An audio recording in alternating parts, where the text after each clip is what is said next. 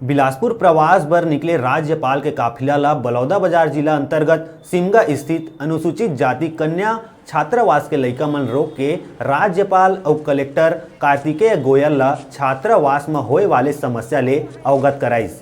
छात्र मन मुख्य रूप से खाना बनाए वाले रसोइया नहीं होए के कारण होए वाले समस्या जैसे कई समस्या ले अवगत कराइस और जल्द ही रसोइया के व्यवस्था करे जाए के मांग करिस। जिला कलेक्टर द्वारा छात्र मन के समस्या ला सुन के जल्द ही रसोइया के व्यवस्था करे जाए बर आश्वासन दिस। ए मौका में प्रशासनिक अधिकारी एसपी नीतू कमल, अनुविभागीय अधिकारी धनीराम रात्रे, एसडीओपी के बी द्विवेदी, थाना प्रभारी CR चंद्रा, BMO घलो उपस्थित रहिस।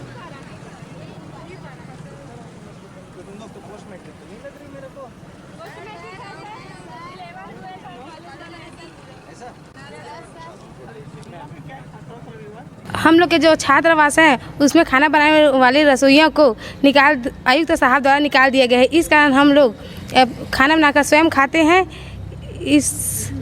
इसलिए राज्यपाल को रोके थे और हम लोग के छात्रावास जो 2015 से स्टार्ट चालू है, लेकिन कलेक्टर साहब द्वारा बोला जा रहा है कि यह छात्रावास नियुक्त नहीं किया गया है।